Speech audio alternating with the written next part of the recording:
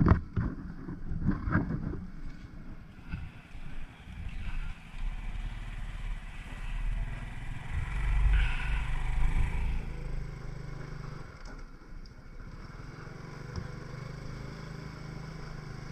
morning mga pare-koy.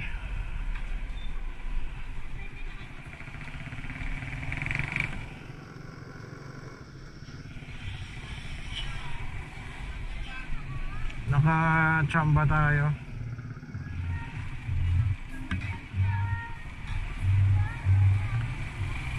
Naka-chamba tayo ng Hero 6 na GoPro. Actually hindi ko sana muna siya gagamitin eh. Kasi hindi pa ako nakabili na skeleton case. Buti na lang may previous na waterproof case. Kaya pwede pa rin siya sa helmet. Kaya pinilit ko pa rin gamitin, no?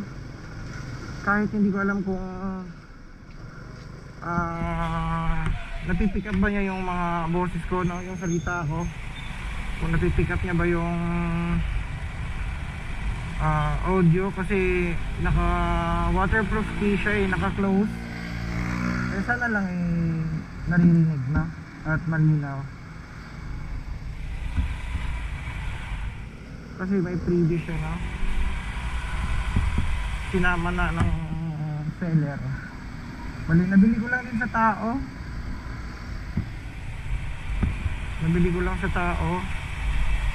Sa Facebook.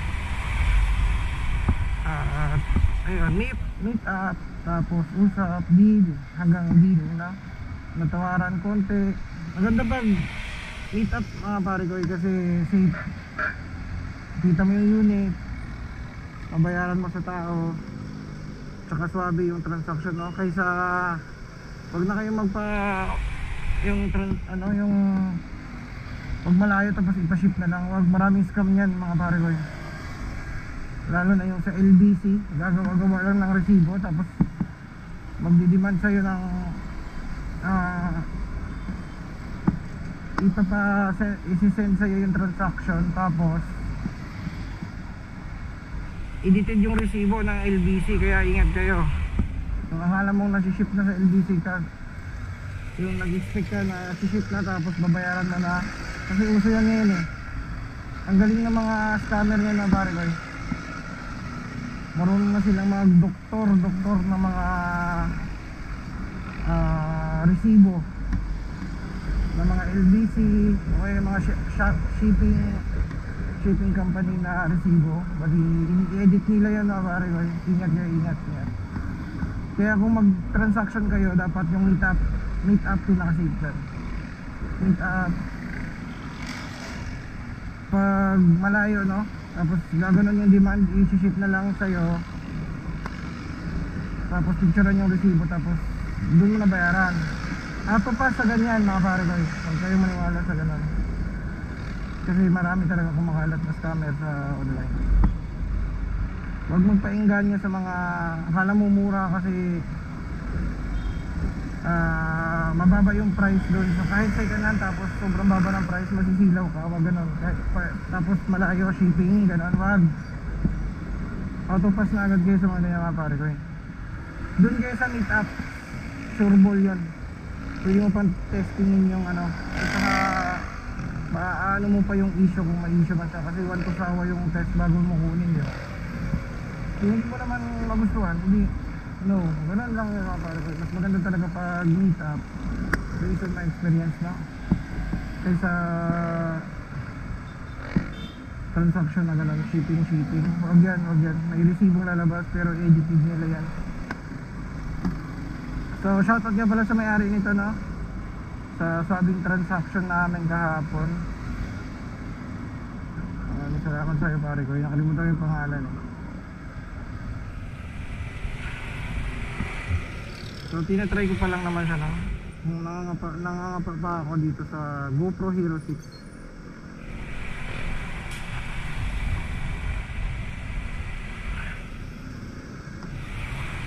Ayun, naisip kong hindi ako makatulog, no? Kagabi nga inisip ko paano ko kaya gagamitin ito. Buti na naisip ko yung case niya may hook, may ano, may mount para sa helmet, yung dalawang ano sa baba, waterproof case niya. Mayroon siyang pwede siyang ilagay sa helmet. Kaya yun, nagawa ko pa rin na para ano, akala ko hindi ko magagamit eh. Akala ko next week ko pa magagamit kasi nag-order pa ako nga ng skeleton sa Shopee. Mainland China yung ano, overseas. So expected yan 1 week.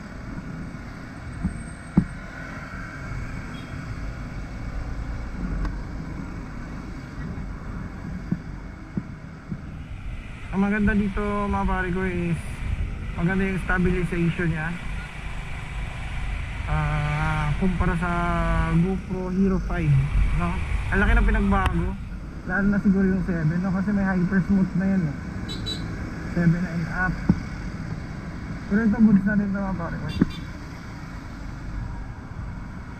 Goods na yung stabilization niya simula 6 pataas.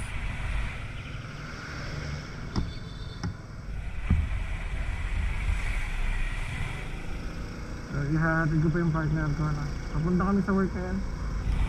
Yung daily ano namin, routine pag pupunta sa work, may pasok din siya, kaya hatid ko muna siya bago babalik kami sa duty ko. So hindi ko pa na-try ito no? First time ko pa talaga nag-try. Ngayon ito talagang video na to, yung pinakauna-una nating video gamit ang Hero 6. So walang idea kung kumusta yung audio. Baka nagsasalita lang ako dito, wala pa lang, hindi pa lang maganda yung audio. So masusubukan talaga tong camera ito.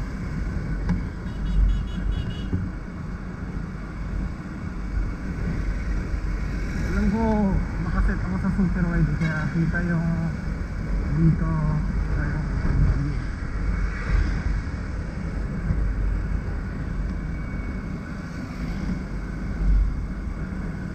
So ingat sa pag-transaction online mga pare. Pag mga ganitong items, meet up agad yan. Pag sabing shipping, autopass kayo mga pare. Autopass na agad pag shipping. Tapos LBC, wala na, alam na.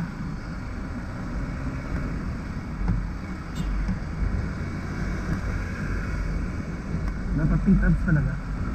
Pag malayo, autopass na. Pag malayo, sobrang layo. Pero pag kaya naman i-meet up kahit medyo malayo, around Metro Manila, pwede pa rin. Meet up niya pa rin yan pare, kasi huwag kayong umasa sa mga shipping kalakuhan yan mga pare.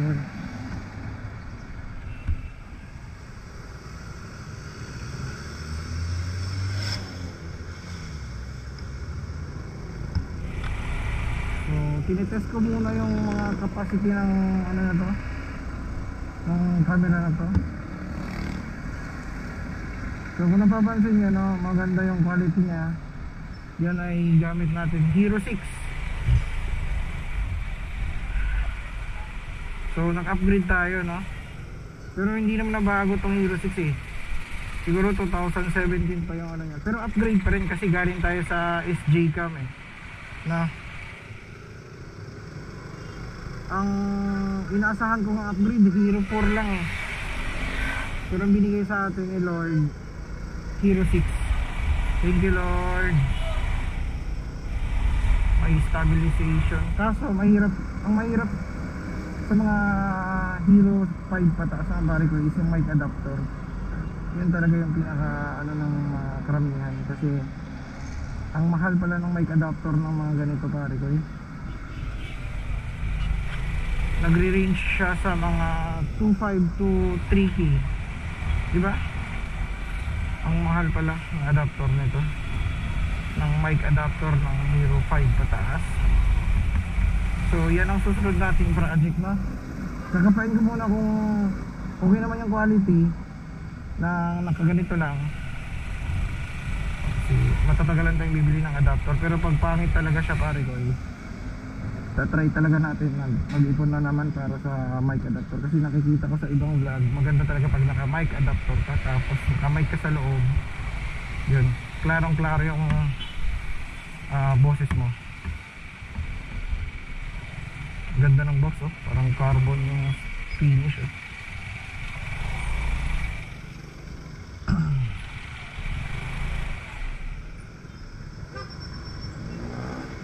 Dito na tayo sa TS Cruise.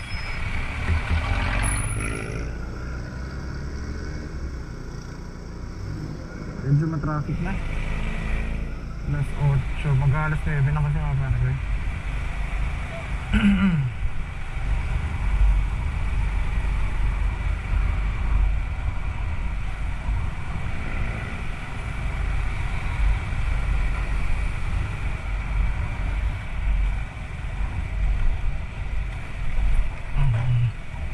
Malubak. Pero hindi ko din in-expect kung hindi ko in-expect kung naririnig nyo talaga kung anong malinaw dyan, kasi naka waterproof case nga itong Hero 6 natin. Kaya gagawin ko na lang ang paraan sa editing, i-max ko na lang yung volume siguro nito, kasi inaano ko baka hindi pick up ng maayos yung boses ko, kasi yun nga, nakabalot nga siya ng waterproof case. Gagawin ko na lang paraan, or baka hindi nga talaga ako naririnig eh.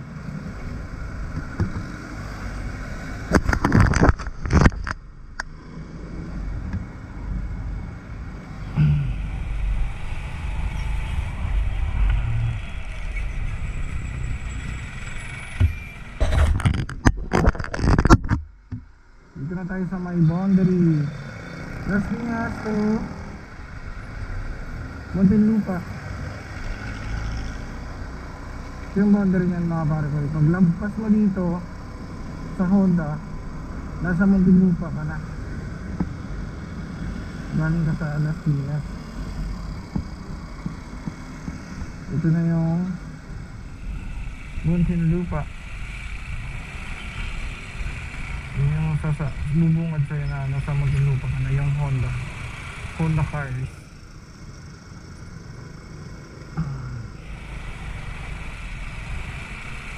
Alam mo na, pag naka GoPro Hero ka na pare ko, quality yan. Kahit yung GoPro Hero 4, kahit yung 3, basta GoPro, maganda talaga quality mo.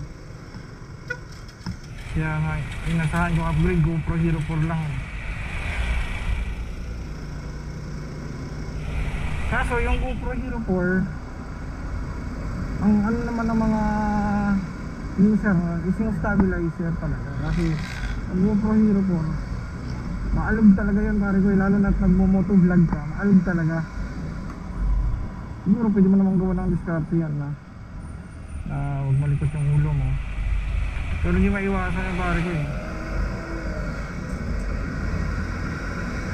Nagsisimula yung stabilization niya is dun sa Hero 5. Doon na yung nagsisimula na may stabilization na yung mga Hero GoPro 5. Pero yung sa 5 hindi gaano, medyo maalog, pero may stabilization. Yung sa 6 yun, smooth na yan. Lalo na yung sa 7 kasi hyper smooth yun na pare ko. Kaso hindi tayo naka-score ng 7. Medyo mahal pa. Baka soon, bibigyan nila sa atin, baka Hero 12, no? 12 kasi yung update, ano ngayon, latest Hero ngayon. Yung ano na, dual screen na siya. Yung dual screen naman nagsisimula sa Hero 9 pataas. Makikita mo na yung sarili mo pag naki-face ano ka, naka-front facing. Yun ang maganda pang vlog talaga, yung nag-ano ka, yung kita mo yung mukha mo eh. Kaso medyo mahal talaga pare ko, sobrang I think nasa mga 20k plus. Brand nyo is nasa 25 siguro, brand nyo lang.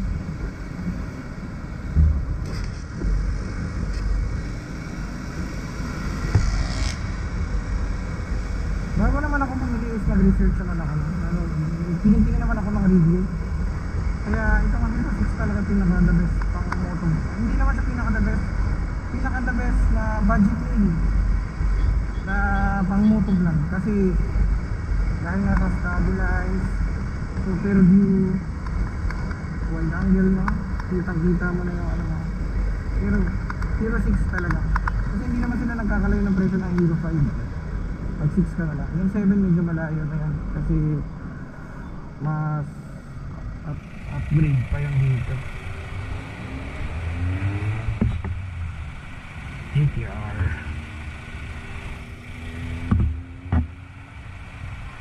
Ganda ng panahon ngayon.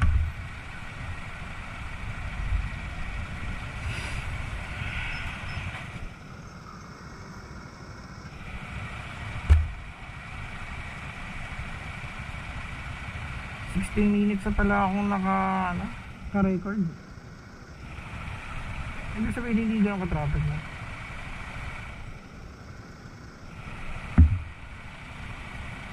So yung nakikita nyo mga previous vlog ko, no? Simula ngayon, ito na yung gagamitin natin. Official camera na ito ng Margamers RSX.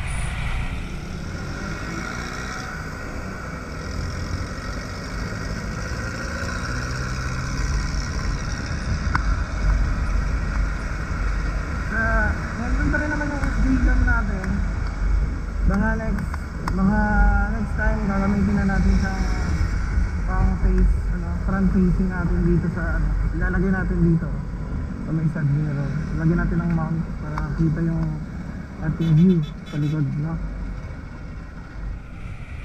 Para makita natin yung ating itsura kung magmumotor tayo.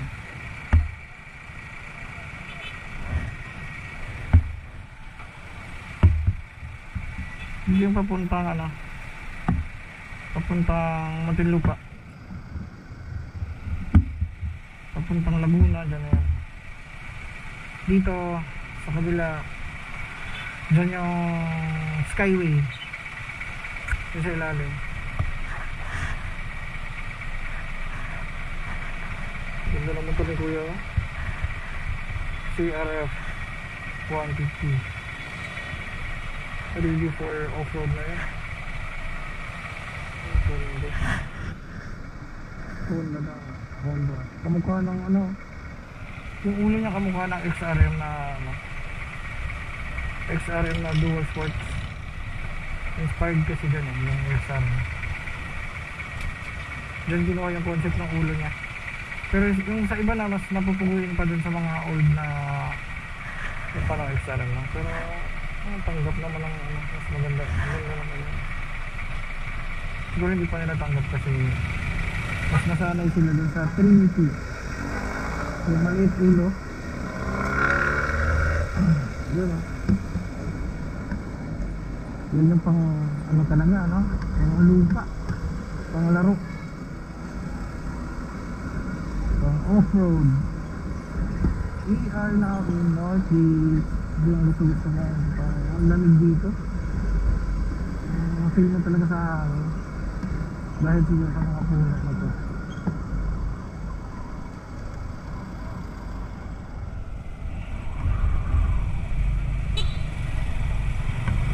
Solid yellow lane. Puro tapal na lang dito. Yun, ginagawa nila yung pedestrian line.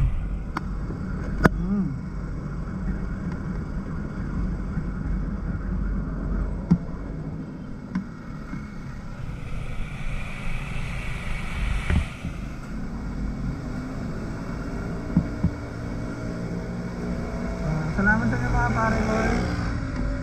Maraming salamat sa inyo dahil sa inyo ngayong taon na to mas gagalingan pa natin.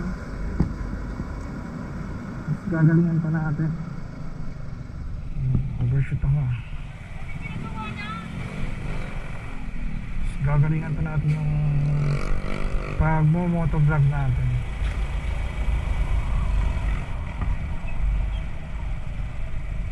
Green lights, let's go.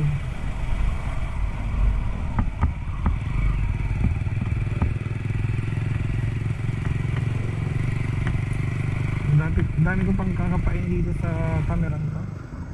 Ang dami kasi nito mga ano eh, pwedeng gawin. Hindi katulad sa SD cam na kunti lang yung mundo mo doon. Kunti lang yung mundo mo. Gamay na gamay ko na yan. Magto 2 years na 2 years na nagit sa akin yan.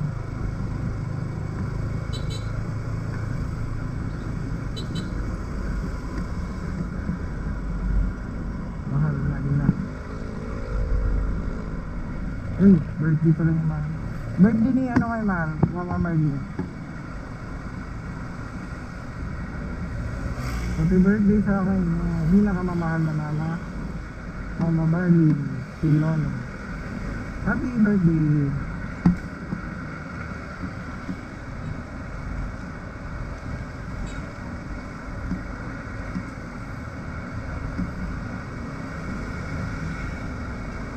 West Service Road na tayo. Let's go to Kamuti. Kamuti lang tayo. Saglit. Alam nyo namang safe. Pasok kayo. Pasok. Pero pag hindi, huwag nyo pilitin. Didi kids. Pag pinilit nyo pa. Pero pag alam nyo maluwag, bira! Bira.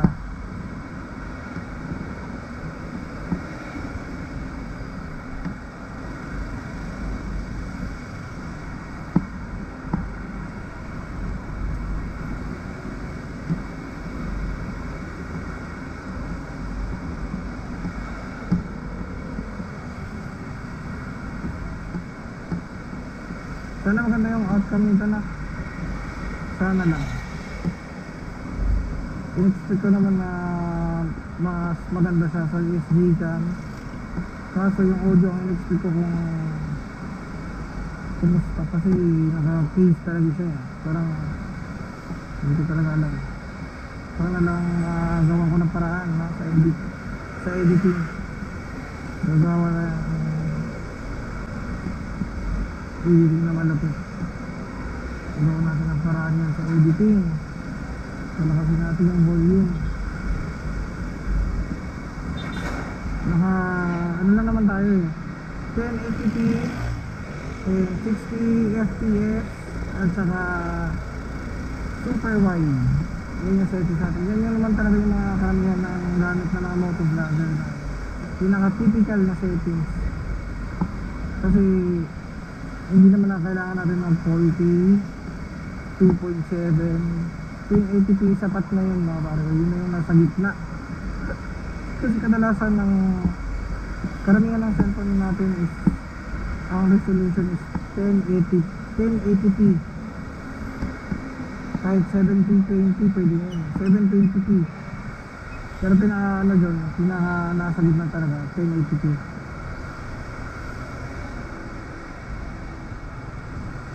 Susubukan natin yung stabilizer.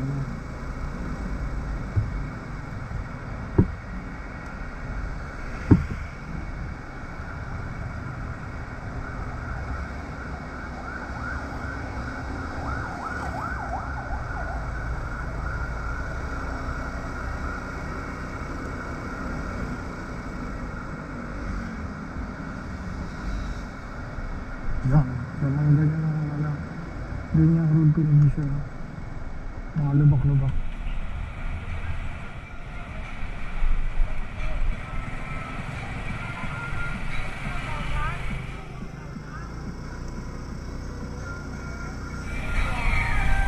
Yung SD cam natin, dun pa rin yun.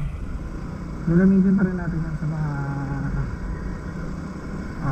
ibang rides natin, pag ibang mga gala natin, kasi para may palit-palitan ako, pwede niyo makita yung sarili ko. At saka gagawin ko na siyang secondary cam na lang, kasi ito na yung pinaka main cam natin. Dito na yung parker ko, dito na kami, ihahatid ko lang siya. Iba yung amoy dito.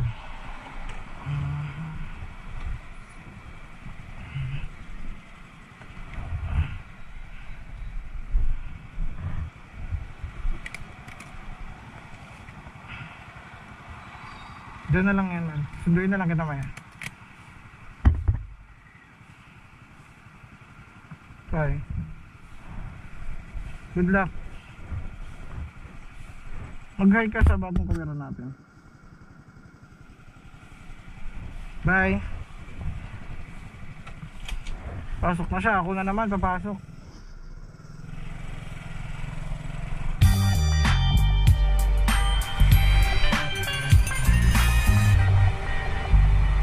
Mission complete. Ayun, ako na naman papasok natin. Babalik ako dun kasi mas malayo yung trabaho niya. Mas malayo yung tinatrabaho niya kaysa akin. Kaya babalik tayo doon sa metro. Yan. Saan ba tayo mga pare ko eh? About sa pagpili ng camera na. Ito ano, hindi ko pa talaga siya nakita yung output nito eh. Yung base sa, nakikita ko lang sa YouTube yung mga review. Pero yung iba talaga pag nasa iyo eh. Iba talaga pag nasa kamay mo, ikaw gumamit, ikaw talaga makapagsabi niyan yung kapag simple na settings. Ito nga hindi ko na tinimpla yung settings nila eh. Bali inano ko lang yung 1080p tapos 60 and super view. Hindi ko pa tinimpla yung mga marami kasi itong tinimpla eh sa mga kulay. Kaya no, pag magkaroon ako ng ano yung dito, bubuklat ito tsaka pa-practice na ako. Gagamayin natin. Pero maraming salamat talaga sa inyo mga pare ko. Ginagawa ko naman ito para sa mga pare ko. Gusto kong malinaw yung panonood niya sa akin at maganda yung boses na naririnig nyo galing sa akin. Para sa inyo din talaga lahat to. Sa mga solid pare ko natin dyan na palaging sumusuporta, palaging nanonood. Yung iba pag-upload ko pa lang nanonood na yun. Yun yung mga kunin na pare ko natin. Kaya nga pag nagkita tayo mga pare ko gusto ko yung pasalamat ng personal sa inyo. Gusto ko yung bigyan ng sticker. Gusto ko yung hindi lang sa gusto ko talaga kayo makilala sa personal gano'n. Pero kahit sa chat na, kahit sa mga comments nyo, kilala ko yung mga pare ko na lagi talaga nagko-comment sa akin eh. Parang nandyan talaga palagi pag nag-upload ako ng video. Kilala ko yung mga yun eh. Maraming salamat sa inyo.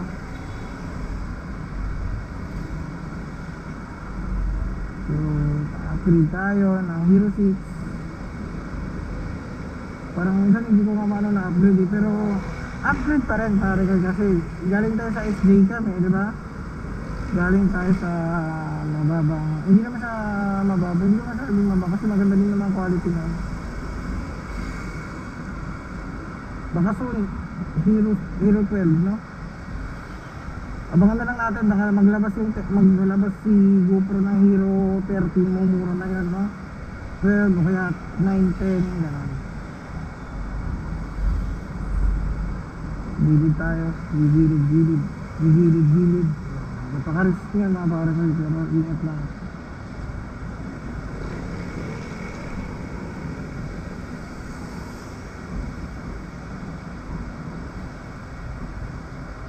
Meron dito yung mga vulcanizing, gasol, vulcanizing shop pa rin talaga. Sa taas nga is Skyway. Yan yung mga pare, Skyway. Yan yung papuntang Maynila, Makati, Quezon Avenue. Bilgins, masigip. Huwag mo pilitin.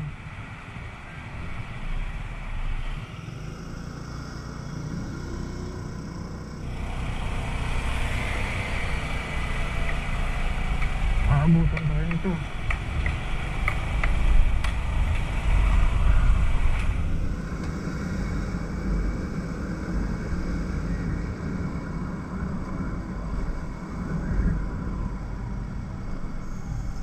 Naabot nga.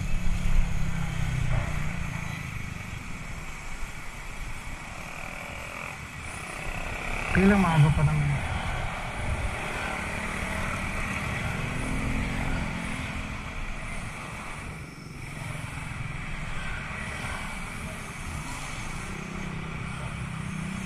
$30 na tayo.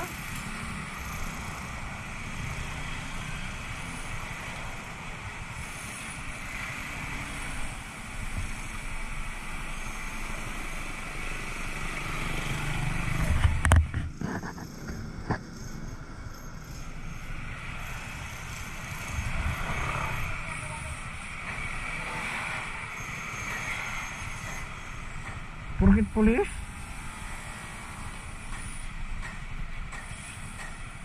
Sabi mga pare, no? Sila lang din talaga ang mga ano sa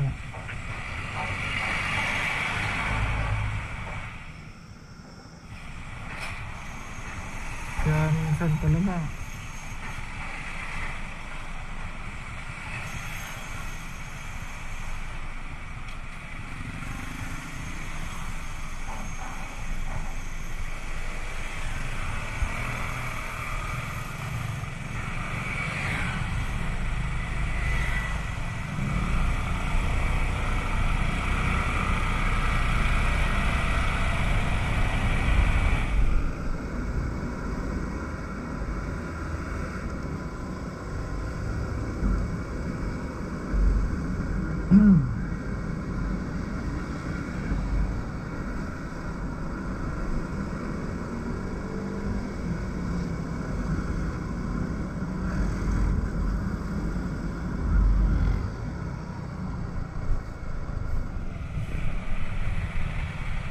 goods tong camera na to para sa mga ano, malubak na daan. Wala ka talagang makikitang lubak-lubak doon sa video na. Yun ang pinaka nakakaganda doon, no? Yung stabilizer.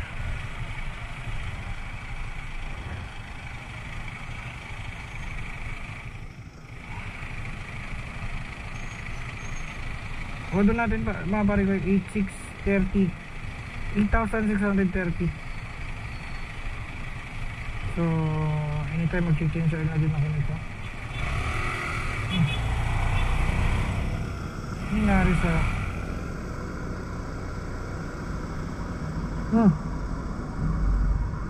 magic. Bigla na red, tapos bigla na green, tapos biglang orange. Billy Kids yan pare yun tapos may pa-cross pa banggaan talaga kayo dyan. Ingat kayo sa ganyan. Ingat kayo dito sa Northgate.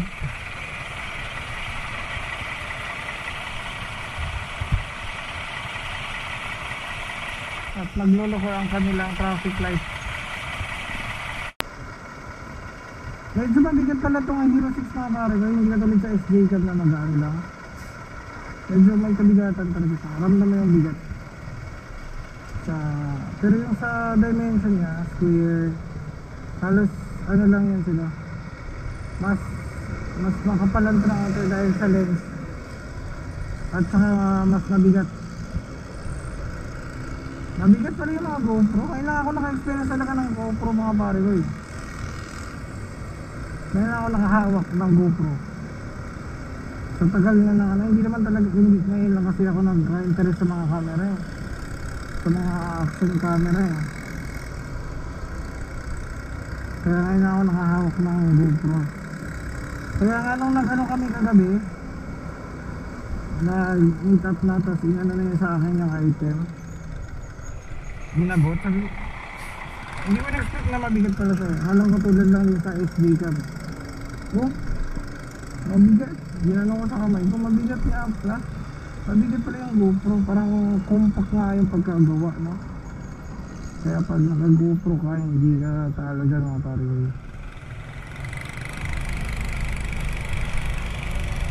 pinag-anuhan talaga ng mga engineer yan no? Bago nilabas sa market no? Tinetest muna nila tinetest kaya inaabangan yung GoPro parang kumbaga parang sa iPhone nila inaabangan talaga ng mga tao pag naglabas quality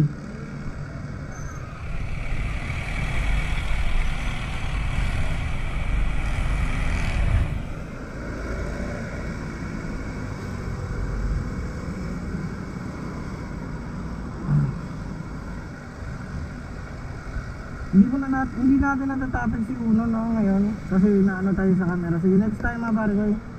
Dito naman talaga yung kadalasang topic natin sa motor no? Kasi motovlog na. Pero kasama na din yung camera kasi kasama na din yun doon. Masaya ako pare ko na nagkaroon ako ng GoPro Hero 6. Natuwa ako. At may share naman ako sa inyo ng magandang quality na video. Maraming salamat sa inyo mga pare ko. Hanggang dito na lang muna no. Puputulin ko na yung ating video dito dahil papunta na din ako sa work. Kaya maraming salamat sa inyo mga pare ko. And this is my gamer and ride safe always. Bye bye. See you on my next vlog.